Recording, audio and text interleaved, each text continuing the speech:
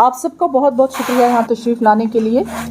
جیسے کہ آپ جانتے ہیں کہ حج پالیسی جو ہے 2023 جو ہے وہ آ چکی ہے، اور اس حوالے سے میں نے آپ کو یہاں تکلیف دی. ابھی گائیڈ لائنس کا ہمیں انتظار ہے. موسٹ پرابلی جو ہمارے آفیسرز ہیں ان کے کہنے کے مطابق 1-2 دن میں جو ہیں گائیڈ لائنس بھی آ جائیں گی. کچھ چیزوں کا تو آپ کو معلوم ہی ہے جس کے لیے ہم منسٹری کو مبارکباد پیش کرتے ہیں، کیونکہ جس پرپس کے لیے لوگ جاتے ہیں حج پہ وہ تو ایک الگ ہی قسم کا عقیدہ رکھتا ہے. تو اس میں جو VIP کلچر تھا، یہ VIP کلچر ختم کیا آج کی گورنمنٹ نے. اس کے لیے میں اس سٹیپ کو اپریشیٹ کرتی ہوں. جیسے کوٹا ہوتا ہے، پرائم منسٹر کا ہوتا ہے، پریزیڈنٹ کا ہوتا ہے، اسی طرح منارٹی جو منسٹرز ہیں ان کا ہوتا ہے، MPs کا کوٹا ہوتا ہے. تو وہ ختم کر کے عام لوگوں کے لیے یہ ایک بہت اچھی جو ہے راحت ہے. مجھے لگتا ہے تقریباً اس سے 5,000 جو ہیں 500 کی 500 ٹوٹل نہیں ہے، تو اس سے عام لوگوں کو فائدہ ہے. تو یہ ایک ویلکم سٹیپ ہے، اس کے لیے میں ان کو اپریشیٹ کرتی ہوں. اسے مزید جہاں تک جموں کشمیر کا ہے اس حوالے سے میں بات کرنا چاہوں گی. آپ جانتے ہیں کہ یہ جو ہوتا ہے ڈسٹریبیوشن ہوتا ہے، اس میں تقریباً 80% جو ہے باقی سٹیٹس میں ہوتا ہے، حج کمیٹی آف انڈیا کرتی ہے، اس کا آپ کو معلوم ہوگا. ہاں، اسی طرح ہمارا جو ہے بین اے مسلم میجورٹی اسٹیٹ، اس میں ہمیں کچھ ایڈیشنل کوٹا مل جاتا ہے. اگر جنرلی دیکھا جائے تو تقریباً 6,000 تک جائے گا، پھر اگر اس کو ایڈ کیا جائے تو 2,000 تک جائے گا. لیکن ہمیں امید ہے کہ ہم 10,000 کی فگر کراس کریں گے انشاءاللہ اس سال. تھوڑی بہت چینجز ہیں اس میں. ایک تو یہ چینج ہے جو انہوں نے نئی چیز انٹروڈیوس کی ہے اس پالیسی میں.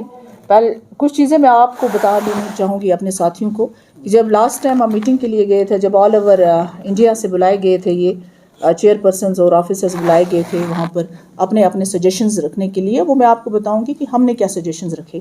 لیکن جو کچھ تبدیلی تھوڑی بہت آئی ہے وہ میں آپ کے ساتھ شیئر کرنا چاہوں گی. ایک تبدیلی تو یہ آئی ہے کہ جیسے فار ایگزامپل کسی لیڈی نے اگر حج نہ کیا ہو تو اور اس کے ہسبینڈ نے حج کمیٹی آف انڈیا کے تھرو حج کیا ہو. نارملی جو لوگ حج کمیٹی آف انڈیا کے تھرو حج کرتے ہیں ان کو دوبارہ حج کرنے کی اجازت تھرو دس پرائیویٹلی وہ کر سکتے ہیں، لیکن یہاں سے اس سلسلے سے نہیں کر سکتے. ہاں، تھرو گورنمنٹ ماڈل نہیں کر سکتے. لیکن اگر وائف نے نہ کیا ہو تو اس کو ہسبینڈ جو ہے جا سکتا ہے. ہسبینڈ یا کو ریلیٹیو جو کلوز ریلیٹیوز ہوگا، یعنی یا دور دراز کوئی کزن ہوگا جو کلوز ریلیٹیو ہوگا وہ جا سکتا ہے. تو محرم جس کو کہتے ہیں. تو مجھے لگتا ہے کہ یہ ایک بڑی تبدیلی ہے.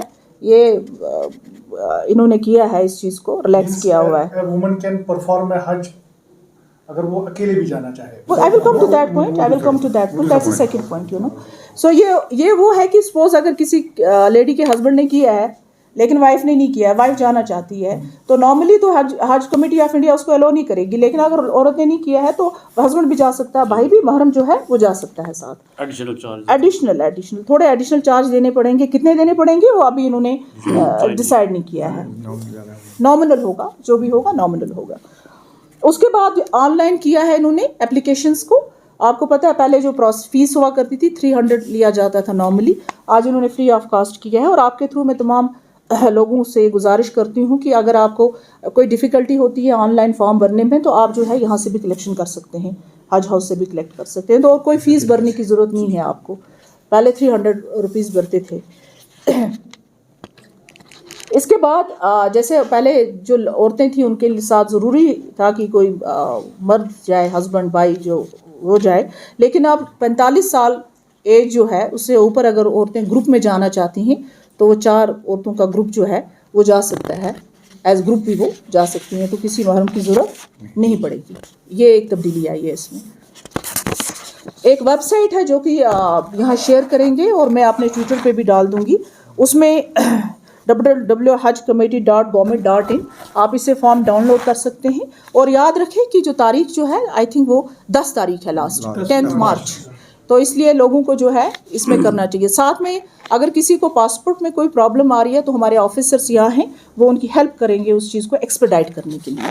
اگر کسی کو کوئی ایشو آ رہا ہے پاسپورٹ کا, ایکسپائری ہو, کسی کا ایکسپائر ہو, کسی کا رکا ہوتا ہے, کئی ساری چیزیں ہوتی ہیں, ویریفیکیشن کے لیے ہوتا ہے, یا کسی کی ڈیٹ وہ ایکسپائر ہو گیا ہے, تو ہمارے آفیسرز یہاں پہ ہیں, وہ یہاں آ سکتے ہیں, ان کی مدد یہاں پہ ہو سکتی ہے. ہاں, اب یہاں پہ کچھ پریارٹیز ہیں جو سب سے نمبر 1 پریارٹی جو ہے جو 70 سال سے اوپر ہو. آپ کو یاد ہوگا لاسٹ ایئر کووڈ کی وجہ سے ایج کا کچھ ایشو تھا کہ کیا ایج تھی کہ کس تک جا سکتے تھے, 60 تک. لیکن اس باری جو ہے آبویسلی ان لمیٹڈ ہے, اس میں کوئی ایسی چیز نہیں ہے. اگر 70 اب ہو ان کو فرسٹ پریارٹی دی جائے گی, اس میں پورا نہیں ہوگا. اس کے بعد نمبر 2 جو ہے سیکنڈ لسٹ میں جو آتا ہے وہ لیڈیز آتی ہیں. پھر وداؤٹ دس, جس کا محرم نہ ہو ساتھ, اس کو نمبر 2 پریارٹی وداؤٹ پورا ہوگا. Then comes the general category. تو اس طرح سے کیٹیگرائز کیا گیا ہے اس کو. پہلے آپ کو پیسہ دینا پڑتا تھا, پرائیویٹ لیبارٹری جانا پڑتا تھا ٹیسٹ کے لیے. اب مجھے لگتا ہے آپ نے جو کیا ہوگا ویکسینیشن, وہ سرٹیفکیٹ جو ہوگی ویلڈ ہوگی. اس سے مزید بھی اگر کچھ ہوگا تو گورنمنٹ کے تھرو ہو جائے گا, آپ کو پے کرنے کی ضرورت نہیں ہے. RT-PCR آپ کو پتہ نا کووڈ کے ریلیٹڈ ہے, اگر کرنا پڑا تو وہ فیسلٹی آپ کو گورنمنٹ پرووائڈ کرے گی.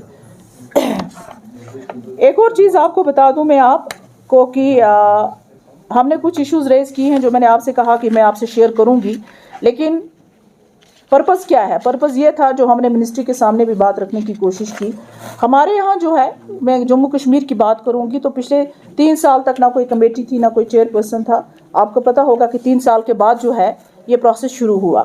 تو میں اور میرے جو ساتھی ہیں انکلوڈنگ اور آفیسرس, ہم نے اپنی طرف سے بھی گورنمنٹ آف انڈیا کے سامنے بہت ساری باتیں رکھی جو میں ابھی آپ کے ساتھ شیئر کروں گی.